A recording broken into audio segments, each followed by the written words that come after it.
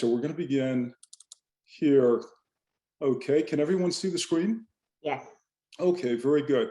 Great. Sophia, thank you so much. Allison, thank you certainly for giving me an opportunity to share my knowledge with the many people who are here today. I certainly consider myself first and foremost a teacher, an educator, and of course the VizWise platform is right on target with the things that I like to do. So what we're going to do today, actually for the next 40 minutes, is I'm going to share with you my thinking, my insights related to essays and essay development in connection with the application season that's going on right now. In fact, I'm working with many students and they are really, really working hard right now on personal statements, and some have transitioned into their supplements for the college application. So we're going to talk about that, and I'm going to share my background first so that you can appreciate why I'm going to say what I say as it relates to developing, I think, very effective essays, and as much as we can do over the course of the next 40 minutes, okay? So let me begin. My name is Will Dixon, and I'm managing director for my company, which is Elite Path International Education Consulting. I'm going to really draw down and talk to you now about essentially about my background here. My company, Elite Path, we're involved in working with students domestically and internationally, working with students from 9th grade through 12th grade, even 8th graders who are looking to attend top universities. So it is important to understand a little bit about my background and my perspective. My history really, for purposes of our discussion today, begins at Duke University, where I worked many years in admissions. As you know, for many years, Duke was a top 10 university. I think it's back in the top 10. It dropped out last year. But I had an opportunity to see and review the applications of thousands of students over the years. And I made recommended decisions on whether to admit, waitlist, or to deny students. And I saw applications from some of the best students, literally from around the world. And in this process, I got to know many colleagues at all of the top, certainly at all of the Ivy League schools and many of the other top universities, to get to understand how they did things. And for most top national liberal arts universities and the best liberal arts colleges, the thinking is quite similar. So what I share with you today will be applicable in your thinking and should help inform your thinking about the process, whether it's essays or the application in general. And I'm not going to spend a lot of time at all talking about the application process, but I need to spend some time on it to give you the context for the essays, okay? So again, I attended Duke University. I received my undergraduate degree in economics. I received a law degree from Duke, so I spent 7 years there as a student. I have two sons who are graduates, one of Duke, one of Wake Forest University, and like some of you, I have a daughter who is right now a senior in this process. So I'm a nervous parent, just like you guys are. But what's important and why I share all of this is that this is not something, what I share with you is not something that I've read, it's not something that I've heard, it's what I've actually done. I've done it from the perspective of being a student, going to a top university, of being a parent who's concerned about getting my children into good universities and really fulfilling and pursuing their dreams. And I made admissions decisions. And within the context of that, I trained many admissions officers who came through Duke and provided continuing education. We'll talk about that in a moment. But also I spent time in China. I lived in Beijing and I lived in Shenzhen. And there I went, I was asked by some of my colleagues to come over and build a company called Zhoumenyao, and a company was built successfully and sold to a company later called Pushing that went public in June of 2018. I was part of that. And I managed about 400 to 500 counselors in 17 different cities throughout China. Very extensive experience working really hands-on in managing a platform to to provide an avenue for students to go to top universities in the US. Okay, so let's move on a little bit. I'm going to go past that. That's my team, but I don't want to talk about my team right now. I'm going to just give you my perspective so that we can talk about the essay. What you see here is, this is me in my Duke days.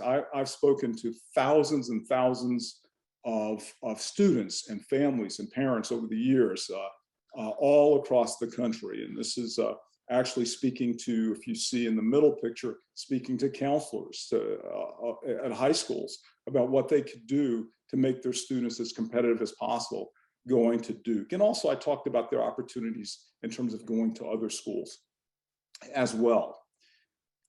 Something else that is very important to me, and in the way that I do my work in consulting with my students, is not only to prepare your students for going into a university, a top university, but how to be successful when you're there.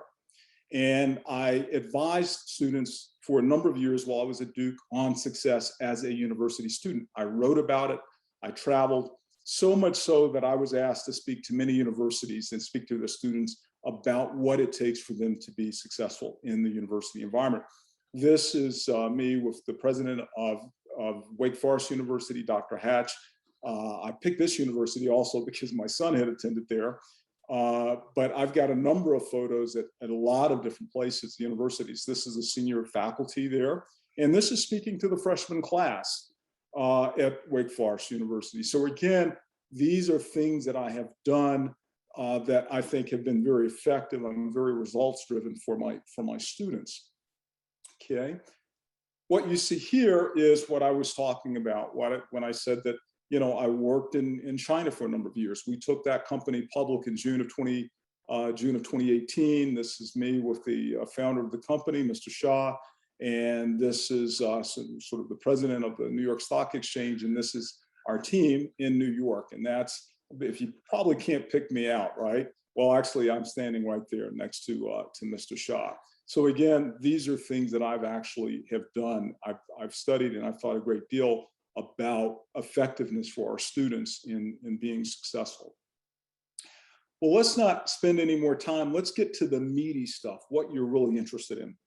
I want you all to take some time and get a notepad, get your pen or pencil, because what I'm going to share with you now is important. I can't share with you everything that I would be sharing with my students that I have a lot of time with, but I'm going to try to give you some very important points. First thing you must know, there are three things that you have to know when you're looking at a university. Your student must know these things. What are these universities looking for? That's the question everybody asks. They're looking, number one, for students who demonstrate that they think deeply about ideas. I say who think deeply about stuff. It can be anything. It could be music.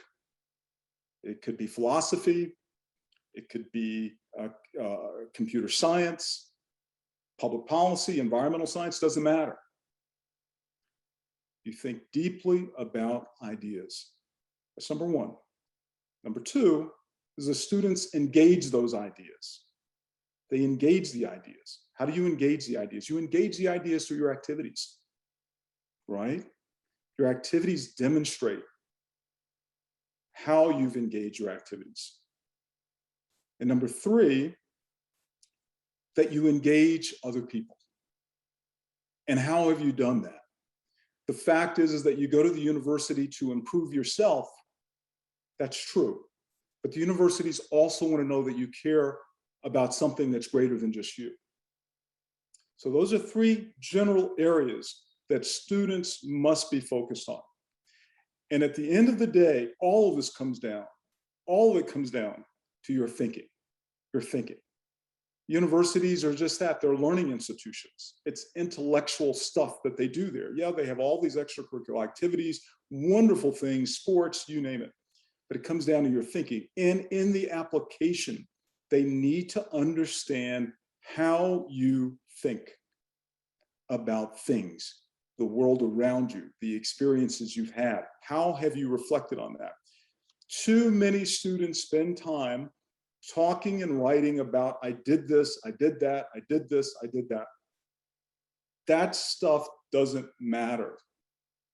What really matters is how have you thought about the things that you have encountered in life and reflected upon those things, and the way that you demonstrate that you have given a lot of thought to the things that you say are of interest to you, and how have you engaged it, and how you've brought that out to the world around you, the third part, how you have engaged others. Okay, so I want you to remember those three things. Okay, that's the big overarching concept that your students must keep in mind. Okay, now let me give you a little perspective first. In order to understand the importance of the essay, you have to understand a little bit about the application process, right? So I'm not going to spend a lot of time because that's not the purpose of my presentation this evening. But in order for me to talk about the essay, you got to know a few things about my thinking about the application. There are generally 6 factors that are going to be of importance in the application. Curriculum, which is the strength of the curriculum. Your students taking APs, how many APs? Your students in the International Baccalaureate full diploma program, okay, that's great. How many higher levels have they taken? 3 or 4. That's a great program. Are they, which we don't see too much in the US, but particularly from international students, we'll see, and particularly from European countries and from the Caribbean, A levels, for example. And of course, for students who are international from China, there's a Chinese national curriculum, which is viewed as a very rigorous curriculum. How rigorous is the curriculum? They're going to look at it, they're going to rate it. They're going to assign some kind of value to it. All the schools, they have their own systems, but they're going to look at that. They're also going to look at your grades. Now, they don't pay that much attention to the GPA as much. I mean, they look at the GPA because the GPA is essentially a reflection of every class that you've taken while you were in high school. They're going to look at the transcript, and they're going to look at every class the student has taken from freshman year to senior year. How have they done? But the GPA is static. If you look at a GPA, if it says 3.7, you could have 2 students who are 3.7, but very different students in terms of strength of curriculum and also in terms of what we call the trending. How did the student trend? Were they on an upward grade trend to get to that 3.7? Or were they starting out high school with a 4.2 doing very well, and then they trended down to 3.7? Admissions people will look at that, and they're always going to want to see this, to go with a student who's on an upward grade trend, because we know that students who are on a downward grade trend statistically, if that occurs, particularly in their senior year or the end of their junior year, statistically, they will continue that decline at least through their first semester of college. So that's not good. But they're going to look at that, and they're going to look at test scores. Even those schools, and I'm not going to get into a lot of detail about that, have waived for now due to the pandemic test scores. My recommendation is students work hard, study, prepare, take the test, get the best scores that you can, and submit those scores, right? Many students, we see the admissions rates went down significantly in the last year. And in large part, that's because there are students who did not believe they had a chance if they submitted their test scores, and they didn't. But also one of the things they noticed is that those same students probably weren't as strong in terms of their curriculum and other academic areas. And so therefore, many of those students were not getting admitted, and that ran the numbers up in terms of the number of students who were being denied, or I should say, drove the numbers down in terms of the percentage of students who were being admitted. But that's for another discussion. So you have those 3, which are your hard academic sides, and then they're going to consider extracurricular activities, recommendations, and essays, okay? It is in this area in which universities are able to make nuanced distinctions among a whole group of other students who look exactly the same. Now, what am I talking about? Well, first thing is it's going to be in this area of essays, recommendations, extracurricular activities, and to a degree, the interviews, that they're going to be able to determine, is the student a good match, a good fit? which is based upon, is this a student who thinks deeply about stuff, thinks deeply about ideas, engages those ideas, right, through their activities? Do they think deeply about stuff? What's reflected in their essays, in their recommendations? Do they engage others? Often reflected through their activities and certainly by their recommendations, right? Let me explain what I mean. Let's give an example of a school with 37,000 applicants. Half of these applicants are going to not be competitive because their grades and test scores are not particularly good. So they just get kind of out of the process. This varies at different schools, but generally that's how it happens because schools have to move through these applications quickly over a relatively short period of time, which is roughly about 5 months. Now, the percentage number I put here is incorrect. That number is not right. But the fact is that you look at about an 8.5% number. A lot of schools are below that. Again, excuse the incorrection there. But the number would be somewhere, say, about 3,145 is kind of where they're trying to get to. The question becomes, how do they get to this number out of the remaining 18,500? The curriculum and your grades and your test scores are necessary in order to be considered for admission, but they will not get you admitted into the top schools, period. Why? Because there are, out of that 18,500, all of these students here all have really good curriculum grades and test scores. So how do they make the distinction? It comes down to looking at your extracurricular activities, your essays, your recommendations, and looking for the things that I've mentioned earlier, okay? So let's go on. So now here is the approach. Some of your students are getting ready to write supplements right now, right? Now remember what I said about the overarching 3 factors that you want to be showing. Thinking deeply about ideas, engaging other people. That's the sort of the big platform. But within this, there's certain things that your student must understand when they start applying to schools. And I say the first thing, you've got to do the research. There's no way around that. It's painful, but you got to do it. You've got to look at what is the mission of the school. What are the core values of the school? What are the academic opportunities and extracurricular opportunities that exist at that particular university? You got to know it. It's sort of like if you're applying for a job, you got to know about the company in detail. Now, what I mean by that is you're trying to determine and to show the university that you are a good match and fit. When you're doing your initial research on the school, you got to decide, is the school going to be a good fit for me? But you also have to keep in mind that the admissions officer is trying to understand the same thing about you. So when you're looking at the school, you look at the mission. Let's look at MIT, for example. MIT has a mission statement. You can look it up on the internet. They say a number of things in their mission statement, but one of the things that they say is that their goal is to develop engineers and for those engineers to go out into the world and make the world a better place. Now, I'm paraphrasing that, but that's what it says. Harvard has a great engineering program, but Harvard's mission statement doesn't say that. Duke's mission statement doesn't say it. Johns Hopkins doesn't say it, but MIT says it because that's part of their mission. They are a school that is built around technology in high-level theoretical applied physics and mathematics and science. It's what they do. You understand this about a school. You understand their strengths. Now, let me share this with you. You also want to understand what their core values are. What do I mean by core values?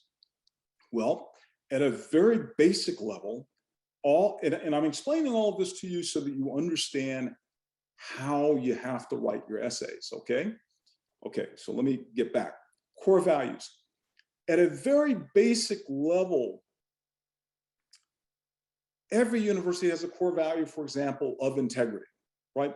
Many schools, when you arrive on campus as a freshman during orientation, you've got to sign off on a sheet that says that you will engage in conduct that reflects honesty and reflects integrity. You will not engage in cheating and dishonest behavior, et cetera, et cetera.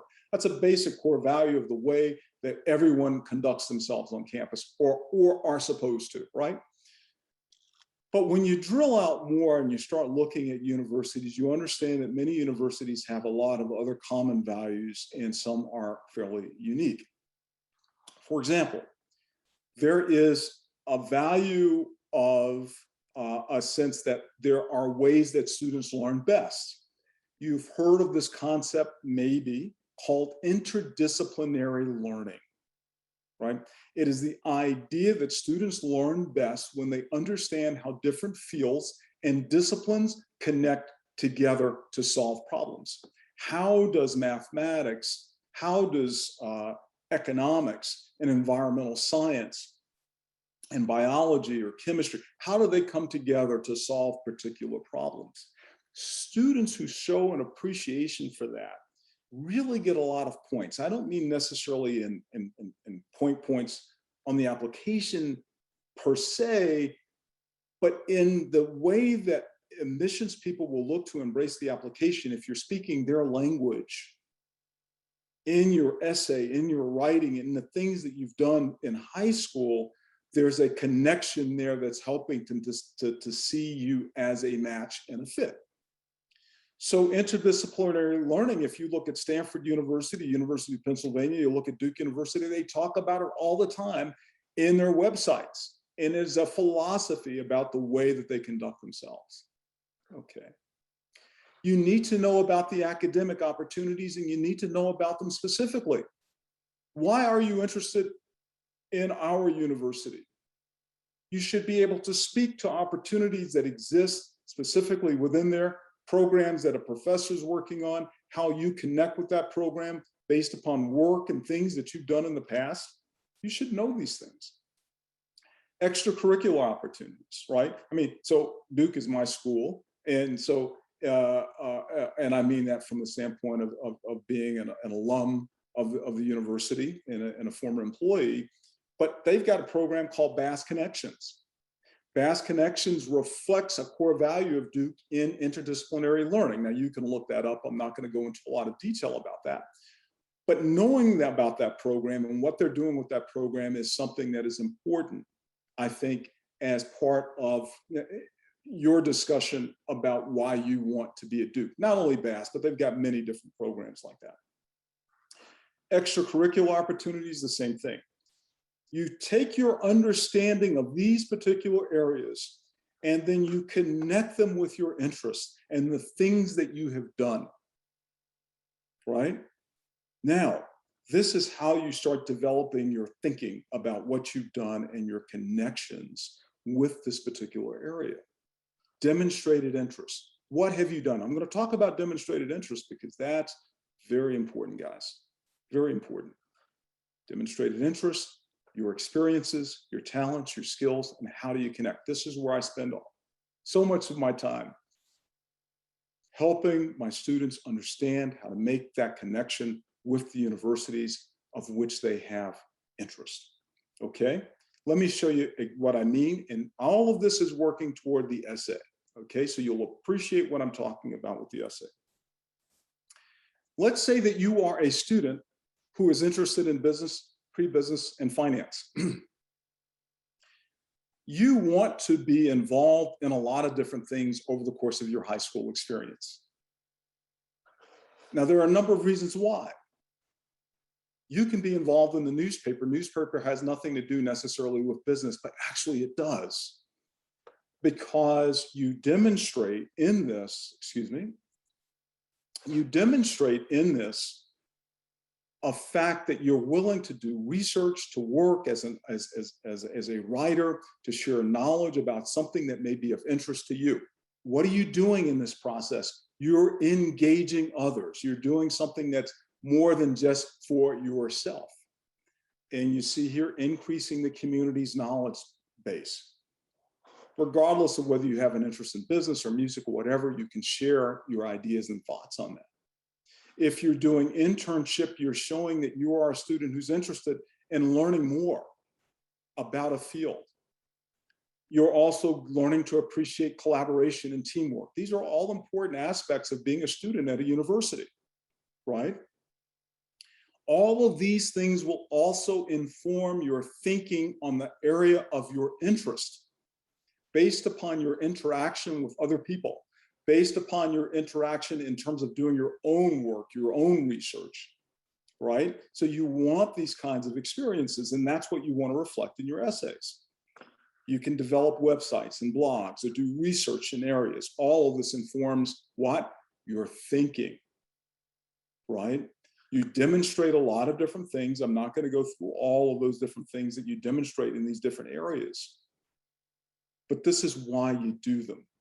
You're not doing them to brag, to say that I was on the newspaper, that I was doing an internship, or I was doing research. I took these summer classes. I went to Stanford summer program. I went to, to Duke's summer program or Johns Hopkins summer programs. Universities don't care that much about that. What they care about is how that, along with the other things that you have done, informs your way of thinking about yourself and about your community, about the world around you. Okay, that's what this is about. Because when you go to the university, they want to know that you're going to impact their university in a positive way. Make it a better place, right? Okay, so let's drill down now a little bit. Let me share with you, this is something that I came up with, and I shared this with my staff back in my days at Duke University. It's called the 4 C's. And you can see them all up here. This is the sort of thing that every essay should contain. Now, this is the basic stuff. This is not what I'm going to really share you the meat of what I was talking about earlier, but right now, these are basics. And the university admissions people are going to look at all of these areas, right? And you can go ahead and certainly take a picture, take a photo of it, and this way you can kind of keep this for reference. And then on the left side here is part of the way that I created a rating system for what constituted, poor essays to really distinctive essays. Okay, and these essays were rated in my old system on a scale of 1 to 5, 1, 2, 3, 4, 5. Right? So you get a sense of seeing what it does. And when you get to the distinctive, the question is provides insight about the applicant and reveals intellect, shows imagination and passion, and may employ a creative but not gimmicky approach, right? Generally speaking, these were really tough grades to get, ratings to get for any student, really tough. Most students were getting here this 4, okay? But that can be very good when you're a strong student in the academics, because again, there's certain numbers, guidelines that help to form a recommendation for admission for students. So in the system that I understand well, I know pretty much where I want my students to be when we're looking at their essays, and I have a sense, I think, of how they're going to be viewed by many admissions people. Okay, now let's get to the deep stuff here, because I don't want to take up too much time, and I want to allow us an opportunity to ask questions here. Okay, now let me give you an example. This is an admission letter from one of my students who was admitted early decision to Duke University. This was my old boss here, Christoph Gutentag, who admitted this student, Leon, to Duke. And you can see this was December 18th, 2020. So it was just this past fall, last winter. Let me give you a little bit of profile information about Leon in this particular case.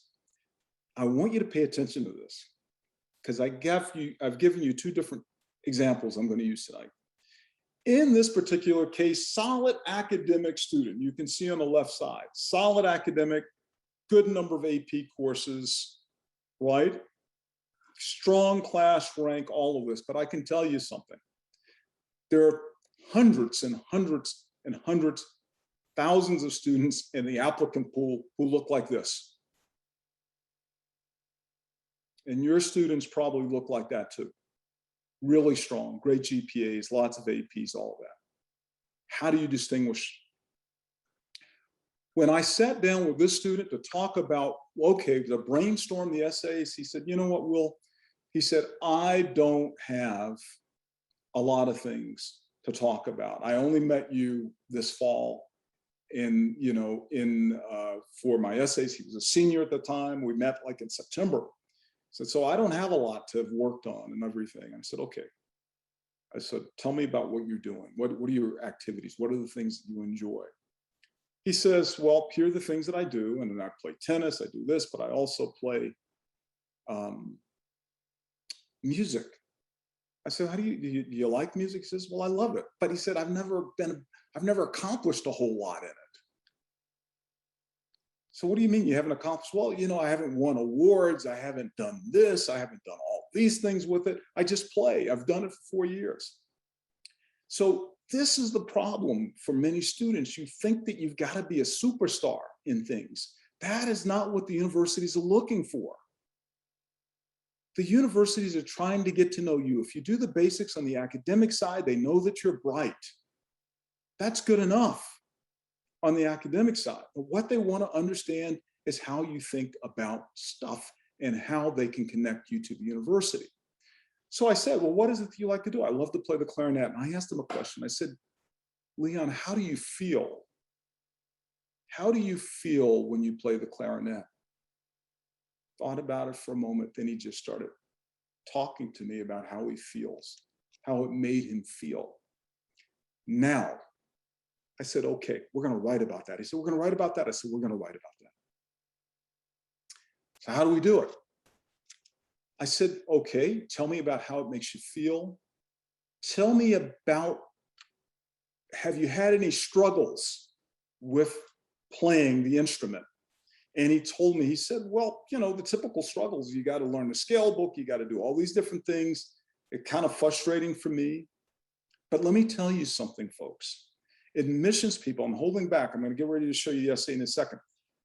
Admissions people like to see students go through and talk about an internal struggle because it often reflects deep thinking and deep reflection about something that is important to you. So once you go through and you talk about the internal struggle, there's one more thing that you got to be able to do. Remember what I said earlier. You've got to take it out to a bigger picture of more than just about you. How does this reflect your thinking in terms of how you will engage others in the world and in the community? So let's go ahead and take a look at this. Now, I want you to excuse me for one moment because when you look at this, you're going to see that I had to cram some of this in. So some of these words kind of run together a little bit. That wasn't his writing, that was me when I put his essay in here. I'm going to go through this essay. I'm going to read this for you because it's very important, because that's what we're here to talk about, is the essay. So I'm going to talk about it. I'm going to try to do it as efficiently as I can, but this is important. I want you to look, you'll notice the left side is highlighted in yellow and the right side is highlighted in green, and there's a reason for that. On the left side, we talked about his playing the clarinet, his feelings about the clarinet, his sort of internal struggle with the clarinet. I'm going to go through this very quickly. If I go too slow, I'm going to ask the host to stop me, tell me to move on, but I think this is very important, okay? All right, so here we go. So he says here, he says, I play a couple of preemptive notes on my clarinet. And by the way, folks, when you write, it's got to be, you got to have a good hook. It's got to be descriptive, but it's about you. Write not like you're trying to write to a professor, write like you're writing to your own brother or sister or your father or your mother or a good friend. Calm, cool, easygoing, real, and connect. And that way you connect with the admissions person. Okay, so here we go. I play a couple of preemptive notes on my clarinet. Passing over the reed I just slapped on, warm air compresses in the mouthpiece and comes out of the bell as sound. Through the thin walls of my room, I hear a cascade of closing doors from my family members. I don't blame them. My routine practice sessions can be pretty drab. I open my scale book to the current page that I'm working on. The page is filled with black notes running up and down the page and various patterns, seconds, thirds, arpeggios, and chromatic. The sight of these cascading dots assigned by my private instructor used to fill me with a sense of loathing. Okay, now we're starting to talk about the struggle. Okay, the sight of these cascading dots assigned by my private instructor used to fill me with a sense of loathing. My fingers would often get stuck trying to match the instructions on the page with the beat of my metronome in the background, requiring me to start over. These tricky technical exercises bore me to death because of how restrictive they were. There was no room for musicality or places for me to breathe life into the notes. You start to see the passion that he has for this, right? Okay. At one of my early private lessons, I asked if we could drop the scale book as I thought my time would be better spent on actual repertoire. This is what the instructor says. My instructor then proceeded to flip a random page in the book. She pointed out every single instance where a pattern from the scale book showed up, explaining that all music consisted of skips and jumps strung together in unique ways. Simply put, if you mastered the scale book, nothing was unplayable, and the musical creativity that you desire would have no bounds. This was an epiphany, an eye-opening occurrence that caused me to gain genuine respect for the thing that I hated the most and reorient it how I practice. Now, I want you to keep in mind, folks, this isn't a superstar essay, but it's covering certain things that are important and that admissions officers look to and value, okay? He goes, from that day, I began to devote the same amount of energy that I had when playing my repertoire into my scales. Now, I want you to see the transition that's made here. All the music that I played went from a jumbled bundle of notes into an organized structure. I began to see past the notes and started formulating personal nuances within the phrases, where she's showing he's passionate about this. Having less concern for the notes allowed me to delve deeper and become more musical. Now, here we go to the broader picture.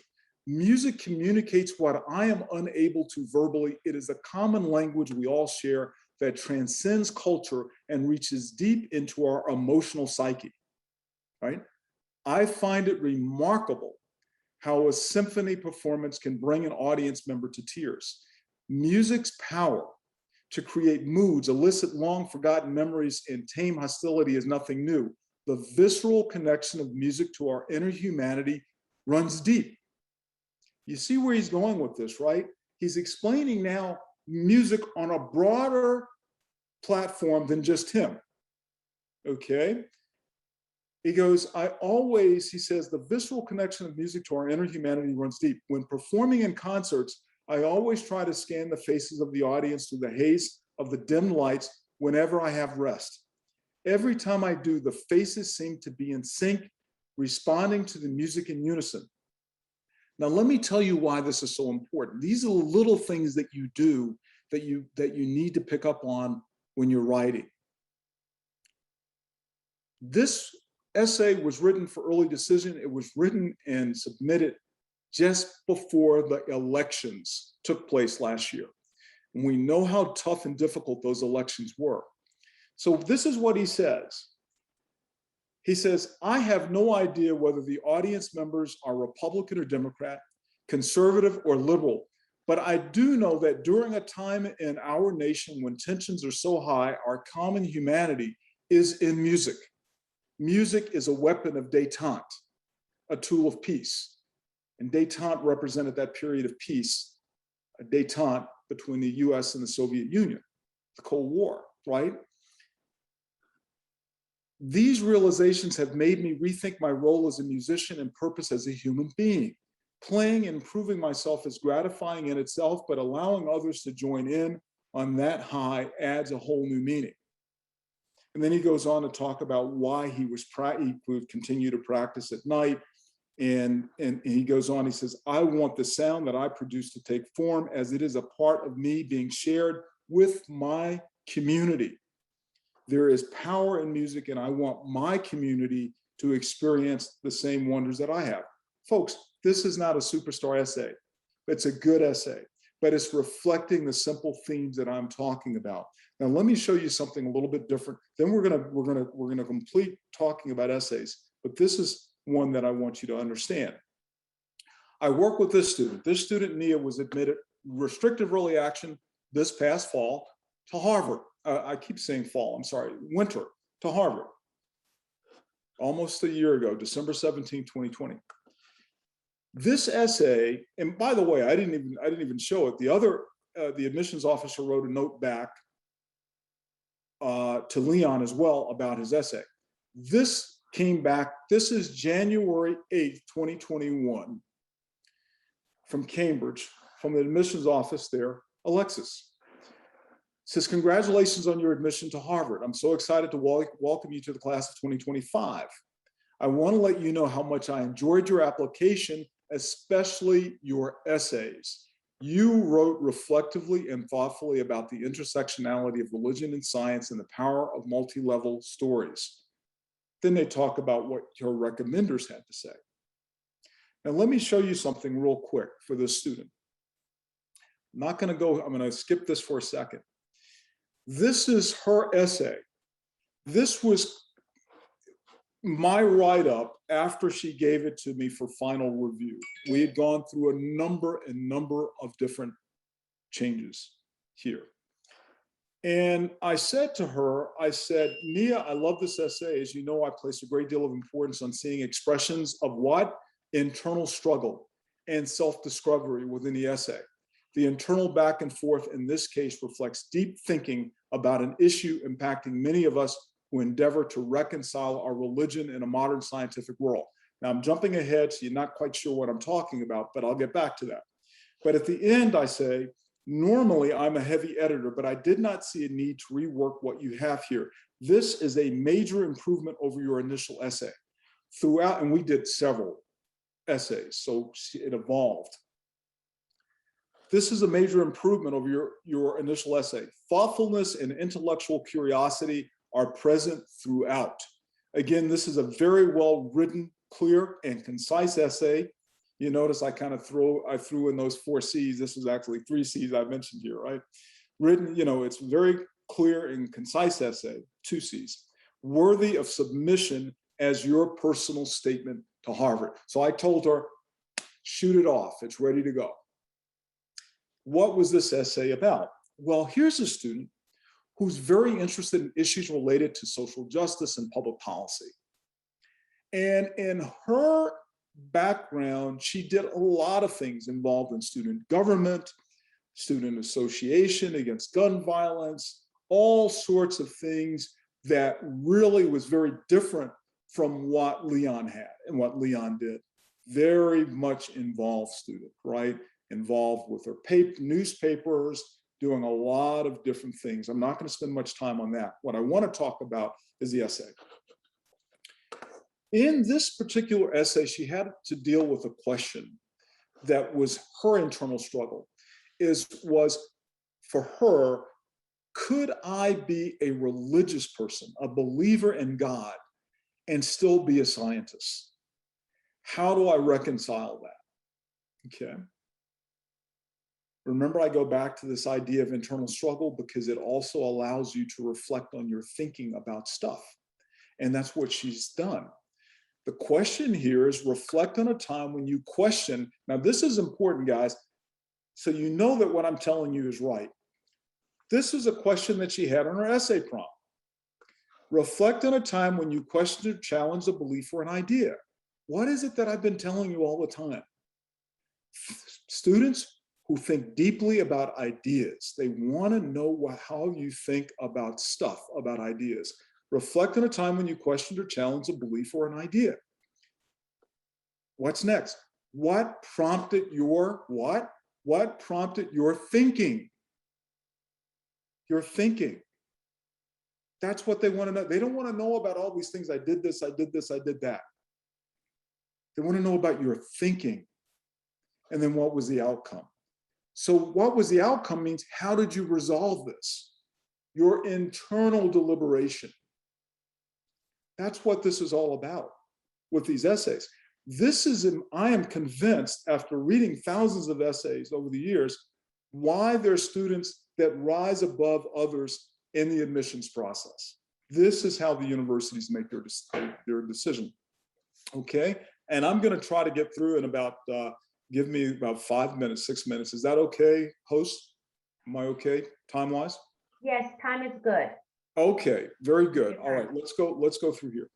I'm going to read this. I normally don't. When I do, because I have a lot of stuff in my PowerPoint, I normally don't go through all this detail, but we're doing essays, and I want you to understand and see what my focal point is here.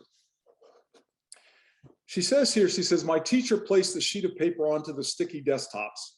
Pacing around the humid lab, she reviewed her expectations for the year and the basics of scientific study. Soon my eyes drifted towards a bolded section on the packet. Choose religion or choose science, she elaborated. There's too much conflict between the two. Make your life easier and just choose one. That's what the teacher told her. And the student says here, I was baffled by the declaration. My life was made easier by the infusion of my faith into my work, not the separation. This is her struggle. She sets it up right there. My activism, remember I told you about her activism in her essays? I mean, excuse me, in the activity section of the Common Application in her resume, my activism. So right now, they've already seen this in the application. So when she says my activism, they know the student's very active. The student says, my activism bloomed from seeds of compassion planted by my Sunday school teacher. Scripture warning, faith without works is dead, fueled by my devotion to studying. I obsessed over that balmy morning for months. With so few words, she invalidated my past experiences while simultaneously limiting my future. Why should I choose? After thoughtful consideration and expression, I decided I do not have to choose. So what she's doing now is going to take you through her thinking on how she resolved this situation. She doesn't spend a lot of time on details about I did this and I did that. She only talks about the details of what she did to get to show her thinking about something. Okay, so she says, at first I looked for holes within each community's reasoning. That's what she's talking about here, is the scientific community's reasoning and the religious community's reasoning. If George Lemaitre did not have concrete evidence of the Big Bang, I could believe in creationism, believe in God.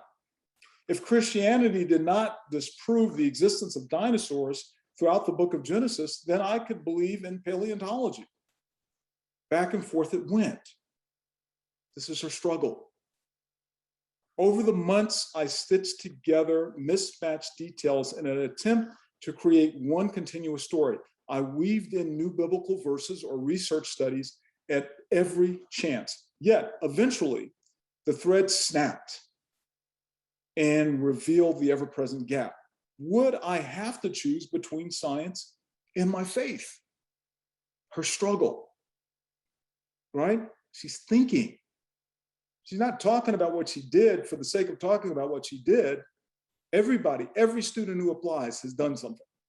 You've got to reflect on your thinking. So then she goes, the summer after I started my exploration, my family went to visit my mother's home church in Chicago. Her pastor is a pediatric oncologist, which never seemed odd to me until now. This time I listened carefully to his sermon, and at one point he spoke of one patient's challenging journey. He discussed the intricate diagnosis, complications, and treatment. I was intrigued. He spoke of treating the child using his medical knowledge, then thank the Lord, thank God, for granting him the ability to retain and apply this necessary knowledge. So here, the pastor of the church is a physician who's able to reconcile his scientific knowledge with a belief in God. And it goes, a wild applause erupted as I sat struck by his words. Where was his confusion? He accepted science and his Christianity as complementary. In Dr. Francis Collins' seminal work, The Language of God, a scientist presents evidence for belief. He also argues for this lack of confusion. Now, what I want to say is that when you're writing these essays and you're writing these articles, you got to be able to reflect and point out things that other people like me don't know necessarily. If you say that you're interested in computer science or you're interested in algorithms, you need to be able to talk in some detail, reflect on some work, something that you've read, something you've researched, without going into a lot of detail about it, to let me know that you've really thought about this. That's what she's done here. In this particular case, when she's referring to these two authors that you read here, right? And she goes, he also argues for this lack of confusion, that to believe in both is actually rational. So you see how she's taking you through her journey? She's got to do this in only 650 words. She could have done even a better job if she had 1,000 words, but only 650. So she goes here and says, there was no need for patchwork. Perhaps I too could lay under the quilted covers of both. My previous hyper-focus disallowed. Now I want you to listen to this. This is her development, how she reflects on how she's improved as a person. This is very subtle, but you need to see it, okay? Because remember I told you they want to know about how you develop your thinking and reflect. This is very important here. She goes here, she says, my previous hyper-focus disallowed for common ground. In other words, like most people, we become partisans. I'm a Democrat, you're a Republican. I don't understand your view, you don't understand my view, we can't come together, right? That's what she's talking about. That was her view. Now, with a widened lens, it was easier to observe what I call complementary intersectionality. Now, here's a subtle part of this. What that also means, as an admissions officer, I'm looking at this and I'm thinking, wow, so this student comes to my university, she's going to be able to engage with other people. She's got an open mind now. She can collaborate with other students in the lab, in seminars, in discussion, in groups. So that's what the admissions officer is imagining and thinking all the time as they read through this, right? And she's touching upon it without saying, this is me, this is me, this is me. She's very subtle in how she explains that. And she goes into more detail about this, still in a subtle way. She says, I define complementary intersectionality as situations that appear dichotomous, but are actually harmonious. I saw this played out when researching the triumph and tragedy theme for my National History Day project, right? And she did something on Birmingham's Children's Crusade. And this is what she was dealing with here. She says, pictures of peaceful children fleeing police batons and dogs made the tragedy of the march apparent. However, I question how these children's pain could be triumphant. The most segregated city in America was finally integrated, but at what cost? I'm not going to go through all of the rest of this, but what she's showing here is understanding how different things come together to create solutions that may be oddly different from what we would have expected if we had a lens that only looked one way, okay? And she goes here, I'm gonna go down, and she says, oddly, one early morning as I searched for digitized newspaper clippings and photographs from my project, I heard the door to the computer lab open. When I looked up from the desktop, I saw my science teacher entering the classroom. I smiled slightly at the sight of her delivering paperwork with a small ashen cross drawn across her forehead, which Catholics would get like on Ash Wednesday, right? Perhaps she had found her own complementary intersectionality. Now, what is so interesting about this essay is that when you go back to what the admissions officer wrote, the admissions officer said, you wrote reflectively and thoughtfully about the intersectionality of religion and science and the power of multi-level stories. This is what these people love. You've got to speak to them. And so this is why, I spend time with my students making sure that what they write works. Are they going in the right direction and getting the most out of it? It can be frustrating. It can be hard to do all of this, folks. Writing these essays is painful, but let me tell you something. If it were easy, everybody would be doing it. Everybody would be going to the top schools. It's not easy. You've got to go the extra mile. And having the right information on how to do this. A lot of times the students have the right tools, they have the right ammunition, but they don't know how to use it quite. And that's where I spend a great deal of time.